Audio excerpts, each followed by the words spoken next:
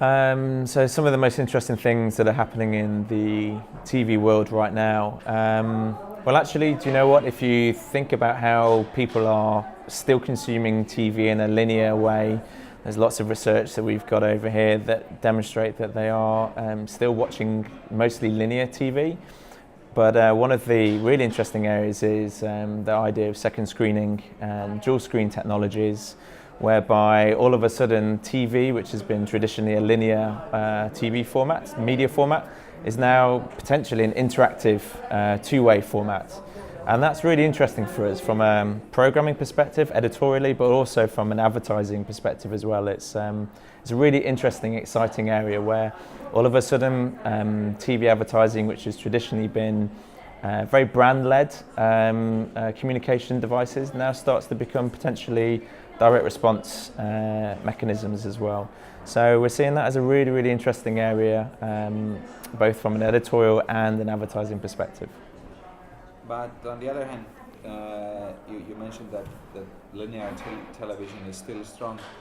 Do you think that people, traditionally TV has been a kind of a relaxing medium that people sit back, relax and watch television. Yeah. Now these new technologies suggest that they really need to work hard, search information, maybe buy something good. Do you think that this is something that is in line with the nature of television, or? So I think traditionally TV, one of the first mass media to really gain traction in lots of places, and actually a large portion of how people have continued to consume it has actually been, I turn on the TV to relax. It's almost like central heating, and some people, they turn the TV on and not necessarily watch it. And actually, a lot of the digital information that we've been gathering, through the likes of Twitter or Facebook, which demonstrate that people like to talk about TV, just go further to reinforce that people are doing other things whilst the TV is on.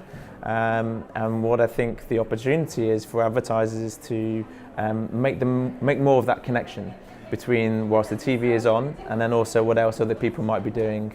Increasingly in a multi-screen living room whereby, attention is in lots of different places, and I think it's up to the advertisers to understand that and then understand how to deploy their brand story in all those different places.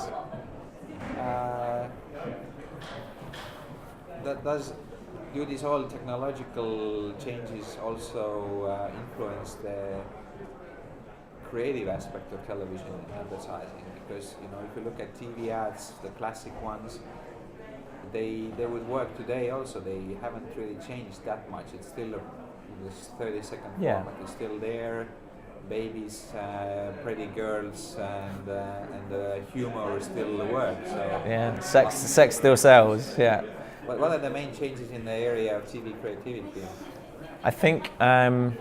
Okay, so we are seeing lots of briefs which are trying to utilize this new potentially interactive platform that is TV. And actually, one of the things, as you say, is totally true, is that TV as a brand is still seen, or is still very good at brand building. So like you say, a lot of the ways in which if we understand audiences' emotions, their needs, how they think, their attitudes and behaviours to certain things, then we can certainly play off that in the same way that we have done for years and years and years in TV advertising.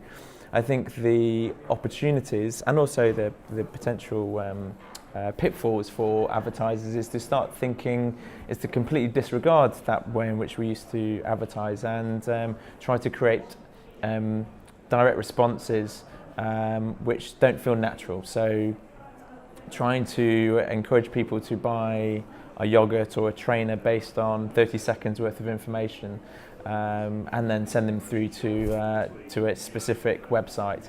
I think there's a danger there that you end up with very, very bland, boring advertising which doesn't play off the emotional factors that TV is actually really, really good at.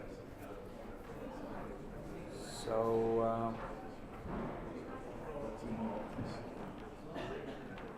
and the other point you mentioned, that this is the last one, that what can brands learn from broadcasters? Can you summarize it very briefly? What is that? Sure. So, what can brands learn from broadcasters? Well, okay. So at Red Bee, we work primarily with broadcasters, and what we've observed is that there are some little industry tricks of the trade which which broadcasters deploy in order to encourage people to come back to their content. And what's interesting, where the marketing industry is moving towards, is increasingly a content-led world whereby brands are looking to create content that exists on multiple platforms. So we've kind of jotted a few of these little interesting tricks down.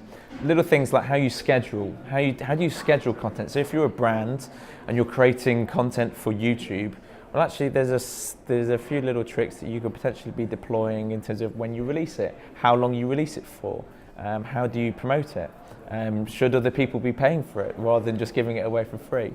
So there's a lot of tricks that we think are really interesting that broadcasters have been using for years and years, and we think are very applicable to brands who are now also trying to create content. Okay, good.